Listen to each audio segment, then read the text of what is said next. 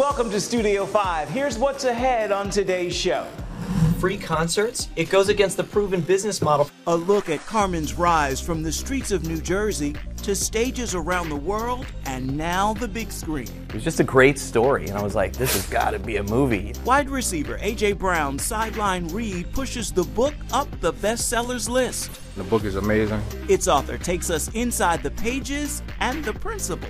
Inner excellence is really about the pursuit of fullness of life. And this soccer player turned pastor turns the field into a place of faith. When people trust, they open up.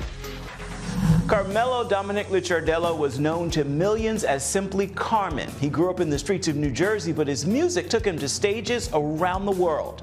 His incredible story is now one step closer to the big screen. And for the first time, we're revealing the actor who'll bring his story to life. I always knew my little brother would become somebody. But I had no idea. No one did. That he would break world records. But it didn't come without opposition. So let's go to the beginning. Where did this idea for Carman the movie begin? I've been a big Carman fan my whole life. I was impressed, fatherless home growing up, and so he was kind of like a big brother, father figure almost in a way, spiritually anyway. The only numbers he cared about night after night were how many people got saved. I got to meet him on a tour bus that he was on. And then we just started talking after that. He told me about his life and his family and growing up in Jersey. And it was just a great story. And I was like, this has got to be a movie. And how did you come to get connected to the project? You know, I got a call one day from Jack, and he said, hey, listen, I got the life rights for Carman, and would you like to help me write the screenplay? And I said, let's do it. Guys from our streets? Oh, yeah. They were in the business of making people pray, all right. Just not the way you think. So what are you envisioning for production? How much have you got mapped out? All of it. Wow. Everything's done. We have even some of the casting done that we're really excited to share with you, and made some decisions on that, and we know who Carman is going to be. That's been the big question leading up to this. Who's Carman going to be? My brother should have gone a whole different direction. But once he found God, that was it. Finally, we found somebody. We'll tell you. Yes, I want to know. You want to know who it is? Yes. All right, we'll tell you who it is. It's an incredible actor. His name is Joe Chambrello, and he has just embodied who Carman is. And not only that, he is a dead ringer. I'm talking to Joe, we're looking at Joe, and it's just like, there he is. It's Carman, you know? And so we got really close, and so it's, in a way, it's kind of like Carman's really there. Maybe he is. No, I think so. And I felt Carman through the whole, I've never met Carman, but I felt him kind of watching over the whole thing as we were creating this proof of concept, as we were writing it too. You know, as Jack and I were writing it, to be able to, for me, I felt like I know Carman. I've never met him, but I feel like I know him right now. And are we not even going to talk about or address these suggestive lyrics from these so-called Christian songs? Huh? So-called. No. Why do you think Carman wants this story told? Why would he want? His goal was to use his life story as a tool to bring more people to Jesus. And so it's kind of amazing, actually, that after he's gone, that his life is still going to continue to bring people to Christ. Carman, it doesn't make any sense. Free concerts? It goes against the proven business model for the entire music industry. This is an opportunity for people to hear the gospel, right? Oh, okay, but how do you expect us to make money? From both of you, if you could describe this story and who Carman was, what would you say? Everything in Carman's life centered around Jesus. He got saved when he was 21. The day he got saved, he just was committed to learning as much as he could about Jesus and the gospel. And so his entire life is really kind of almost an underdog story. If you when you find out in this movie as a kid how Carman, the conditions that he grew up in, he had a great family, but not necessarily a Christian family, and he had a lot of obstacles to overcome. And so once you see that and you see the gritty kind of streets of Jersey, what that was like in the 60s, and by all accounts, he shouldn't have become who he became. And it was because of that commitment when he was 21 and got saved that he put all of that aside and said he was very focused on it. And so it's about Jesus. It's about winning the lost, and you know, he'd be happy about that. Yeah. Well, I mean, here's a guy who is a good-looking guy. He's very talented. Could have gone the worldly route, and this to me was what has impressed me the most about Carman, was the fact that he could have gone this route, you know, and you know, become a sex symbol or whatever, right? But he said, no, I'm going to do this because the world needs more Jesus, right? And so that was all what Carman's all about, was spreading the word. He really believed that God could use anybody to accomplish his will, anybody that God decided he wanted to use. We could debate biblical beauty standards all day long here. But do you know what's really hot? Hell. I'd rather pack out arenas for free than let a single soul end up there. The filmmakers are looking to begin production of Carman the movie this summer. Still to come, a step-by-step guide to mastering the mind and finding your inner excellence. Best-selling author Jim Murphy joins us to unlock the secret. What good is it if you have $1 million or a million followers or some worldly success and you lose your soul, right? It's about having a meaningful, fulfilling life with amazing experiences, deep, enriching relationships, where you're learning and growing and making a difference in the world. Welcome back to Studio 5. Jim Murphy was an outfielder with the Chicago Cubs, but when that career ended, another life began, and it's helping others to find peace within. Are you ever surprised about the influence you have, though, that a book like that skyrockets on? Yeah, sometimes, me personally, I'm very humble, and sometimes I forget who I am. Hats off to Jim. I talked to him. He's a great guy. The book is amazing. For all who bought the book, you should check it out. So. The book we're here to talk about is Inner Excellence. Let's begin with, I guess, the dichotomy of what's happening. So in one place, the book is going viral because a Philadelphia Eagles player is seen reading it. And in another place, you're struggling? Yeah, it was kind of a crazy story. Like, life was kind of slow, business was slow. For the first time in years, I didn't pay off my credit cards that month.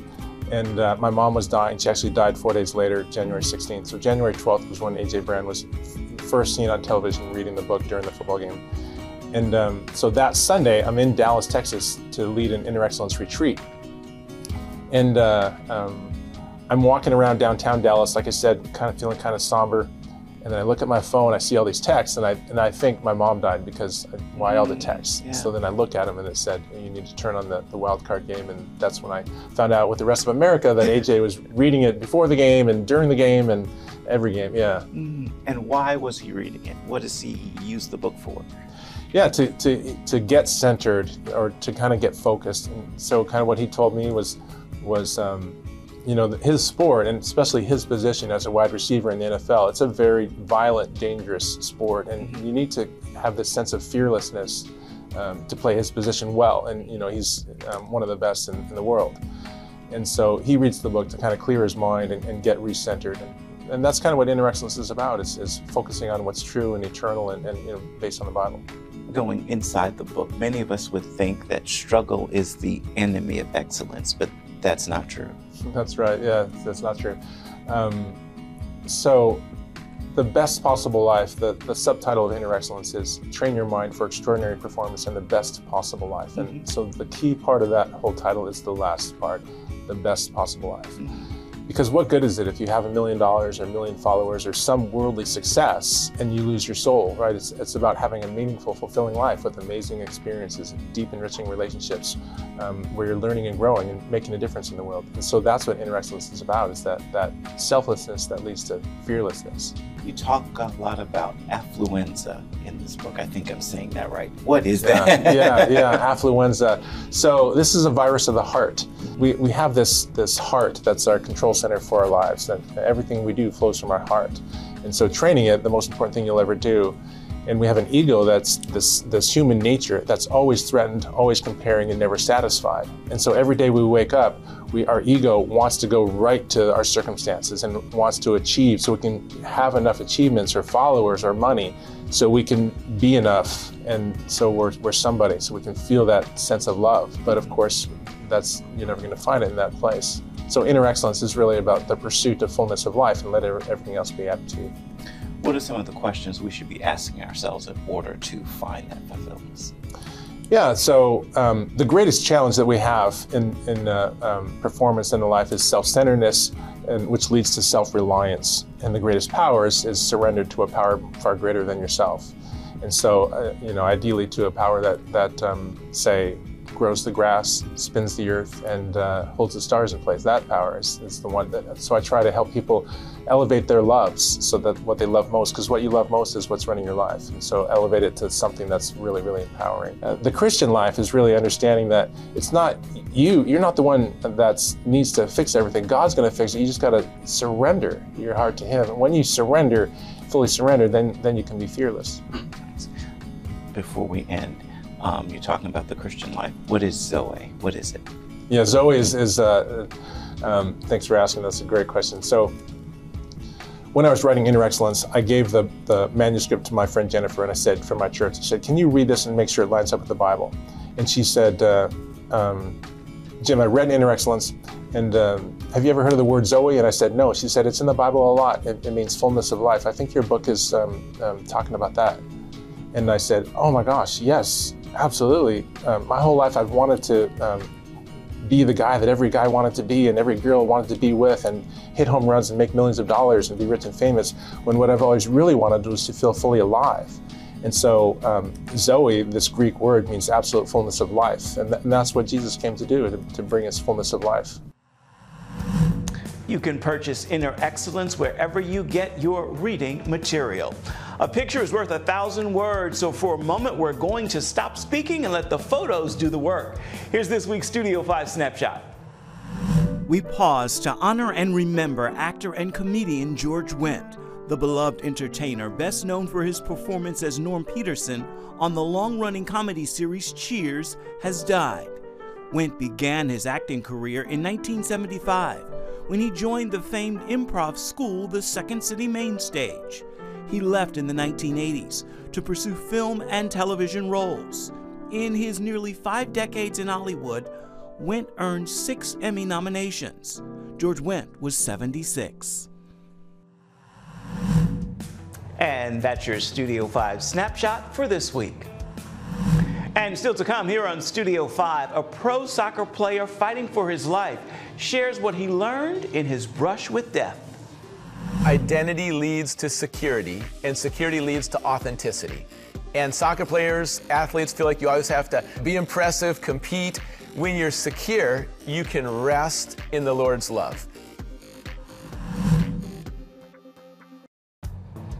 Welcome back to Studio 5. He once saved shots in goal. Now he's saving lives from a pulpit. Jesse Bradley is a soccer player turned pastor and the chaplain of the Seattle Sounders. People are searching and starving for hope right now. We need to reject the narrative of hopelessness. God's hope is indestructible. Let's receive God's hope and let's give God's hope. We can't stay within the walls of the church. We've taken drive-through prayer to the busiest street. Pull into the parking lot, they pour out their hearts, there's tears for God's presence. And they might say they're not religious, but that doesn't mean they're not open. Some people have experienced hypocrisy. What they need to separate is a negative experience from the goodness of God. I played at Dartmouth College. We won 2 Ivy League titles to the NCAA Final 8. From there, I played in Scotland, and then in Africa. It's the Highlanders Football Club. There was a prescribed medication to prevent malaria, built up toxic levels in my system. Tragically ended my career. I was fighting for my life for 1 year, and it took 10 years to fully recover. I felt like I lost my identity, but God met me at that low place to rebuild and restore me and even redirect me to be a pastor now. Soccer's about moving the ball forward together, making the runs off the ball. And when you understand each other, complement each other, that's the culture that you want to build on every team. How can we bring out the best in each other? Learning patience and perseverance on the field carries over into every other part of your life. Goalkeepers have a unique perspective. You see the entire field, and you have to think it's the other teammates to be in the right places. And if you are able to see not just what is happening, but what's going to happen, now you can extinguish the challenges before they can build momentum when you're up front and when you're in a place where no one's watching. Are you the same person? Are you abiding with Jesus? You can't have complacency as a goalkeeper. If you mentally start to drift when the action's further away, you won't be ready when the ball comes. It's about being in the right place and being ready. Abiding with Jesus, being led by the Holy Spirit. Where is God moving? To be available and listening before the save happens. And there's so much in our lives God is preparing us for before the breakthrough and the big moment. It's incremental, not just monumental. Soccer is the most popular sport around the world. It's the beautiful game, more running, more footwork, and there's less scoring. So you really have to appreciate the nuances. The chaplain's role is to serve. What do you need? How can I pray for you? How can I help you in a situation or in your walk with God? Being consistent, keeping your word. When people trust, they open up, and that's where life is rich. A lot of teams care about the souls, the mental health of the players, because they know that this is an individual and it should be much bigger than just their performance. Identity leads to security, and security leads to authenticity. And soccer players, athletes feel like you always have to be impressive, compete. When you're secure, you can rest in the Lord's love. And you understand that who you are is not what you do. The crowd's going to be fickle. You might get traded, you might get cut. And so in a world that's constantly changing, to have Jesus the same yesterday, today, and forever, you have that security in your soul. You're not as rattled by criticism because you already know whose you are, and you don't have to impress everybody. You're secure in how God's made you and being faithful in Jesus. That's our North Star. Choose faith over fear. God calls us to move out of what's just comfortable, and God makes it clear in His Word that we are all ministers, we are all priests, and we are all ambassadors for Jesus. Because that's who we are, let's live that out. And when you see lives transformed, now they come alive. And as you serve people, that's when you're going to be at your best. That's when you're most like Jesus. Pastor Jesse Bradley is also the founder of Just Choose Hope, a movement focused on uniting faith and ministries together. Welcome back to Studio 5. Music helps us to bring you this show each and every week, and this week's soundtrack comes from Shabuzi. Take a listen and you'll hear why good news is what's playing in my ear. I need some good news, sitting here sipping on cold truth. Nobody knows what I'm going through, that the devil wouldn't walk in my shoes. Wish someone told me, living this life would be lonely, trying to get away from me, still stuck singing these blues. All I really need is a little good news. Good news. On that musical note, we are just about out of time for this week's edition of Studio 5, so let's take a quick look at next week's rundown. This is not a lease, dog. I'm affording that. Don't care what a half a key costs. What's the point in that? Hip-hop artist No Big Deal's lyrics tackle real-life issues. He's with us sharing the real-life story beyond the music. Mom took me to a little recording studio for my birthday in 6th grade. Me and my friends went and we recorded like a little mixtape, and then we were like passing that out at school. So yeah, so it was like it's been like a lifelong thing for me. Hope you'll join us for that and much more come next week. As for this week, we've got time for just one more thing. We want to give that final word to Jim Murphy.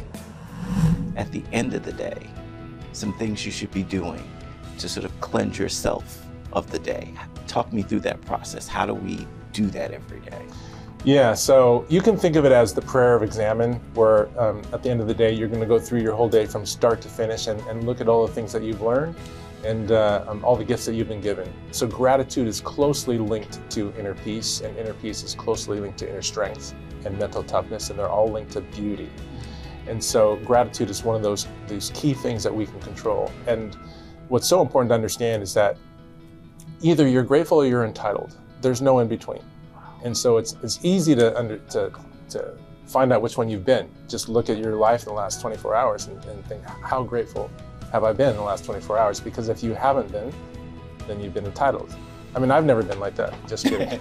No, I mean, that's my experience, is most of my life has been entitled. And so But I know how I want to live. I want to live with that peace and joy, and so I want to live with fullness of life, and I know nothing else compares to it. So it's constantly getting back on course with like that prayer of examine and going through my life and letting go of the day each day and say, God, I give it to you, and letting go of it and visualizing the next day with that same gratitude.